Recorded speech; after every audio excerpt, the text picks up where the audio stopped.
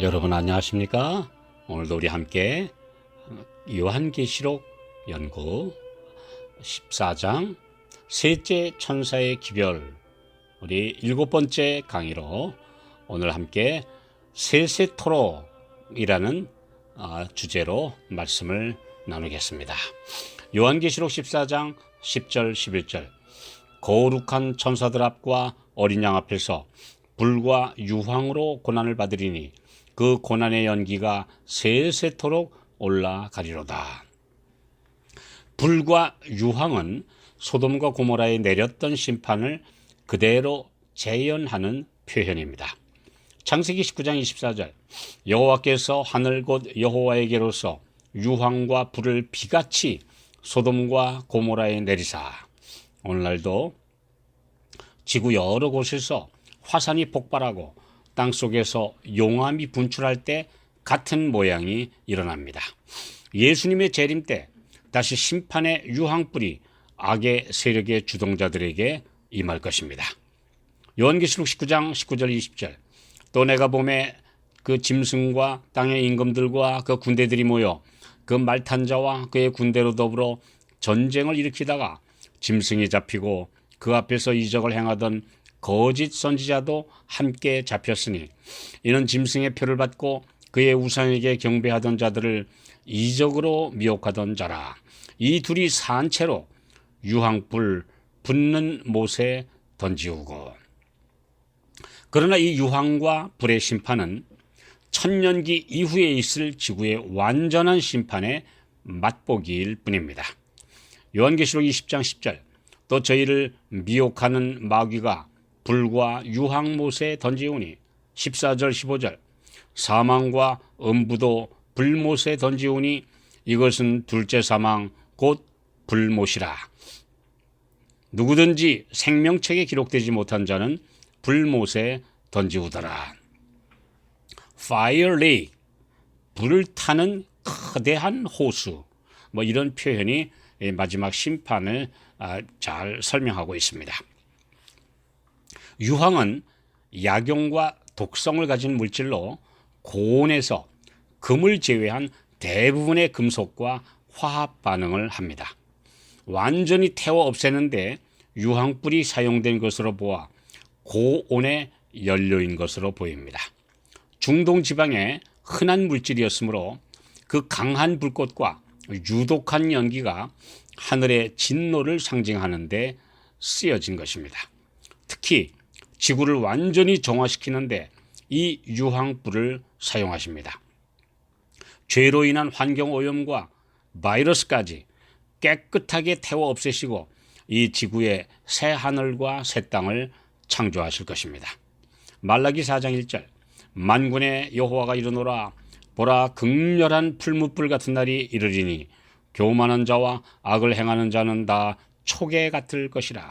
그 이르는 날이 그들을 살라 그 뿌리와 가지를 남기지 아니할 것이로되. 시편 37편 10절 잠시 후에 악인이 없어지리니 네가 그곳을 자세히 살필지라도 없으리로다. 또 시편 37편 20절 악인은 멸망하고 여호와의 원수는 어린 양의 기름같이 타서 연기되어 없어지리로다. 분명하게 악인의 운명은 심판의 유황불에 살라져 그 존재가 영원히 사라져버린다고 성경에 누누이 언급되어 있습니다.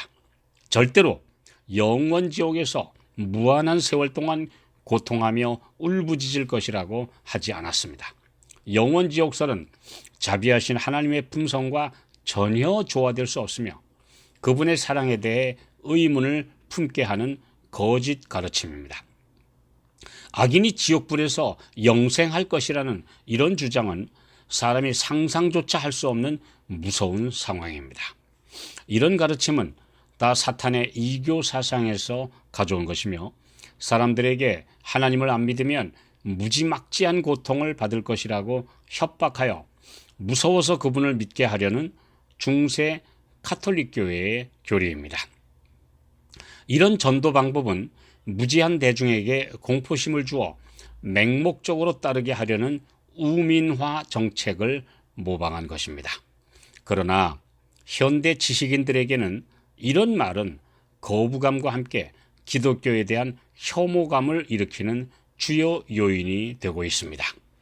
세세토록이라는 단어는 성경에 15번, 또 세세 또는 세세무궁토록이라는 표현도 12번 기록되어 있습니다.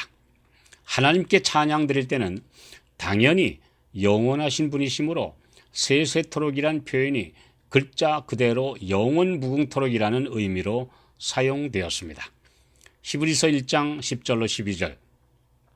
또 주여 태초에 주께서 땅에 기초를 두셨으며 하늘도 주의 손으로 지으신 바라. 그것들은 멸망할 것이나 오직 주는 영존할 것이요 그것들은 다 옷과 같이 낡아지리니 의복처럼 갈아입을 것이요 그것들이 옷과 같이 변할 것이나 주는 여전하여 연대가 다함이 없으리라 하였으나. 그러나 이 땅과 인간에게 심판을 집행하실 때의 세세토록은 상대가 짧고 유한한 존재이므로 그 일생 또는 그 삶이 다할 때까지의 의미로 사용되었습니다. 그 심판의 불로 다 소각할 때까지 인간이 결코 끌 수 없으며 벗어날 수 없는 불이라는 의미입니다. 영원이라고 번역되는 헬라어 아이오는 마태복음 13장 39절에 세상 끝으로 번역되어 있으며 출애굽기 21장 6절에는 종이 귀에 구멍을 뚫음으로 영영이 그 상전을 섬기리라 해서 우리 RSV 표준개혁 성경에는 이것을 종신토록이로 번역하고 있습니다. 그 종이 종신토록 그 상전을 섬기는 것이지 영영이 섬기는 것 아니지 않습니까? 결국 살아생전이란 말이죠.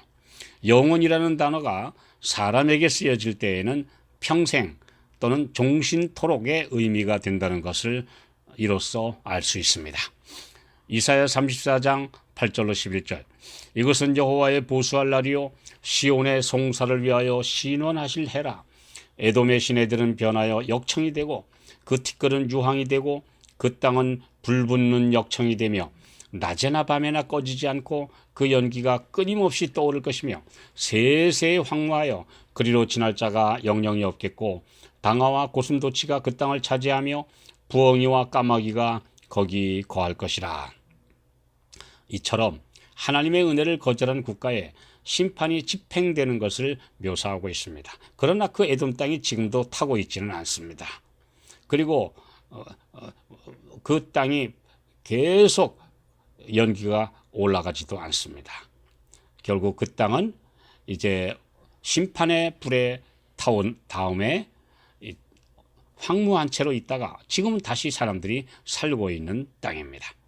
짧은 인생 무가치하게 살다가 오늘날 화장장에서처럼 연기와 재로 사라지는 것은 너무나 허무합니다.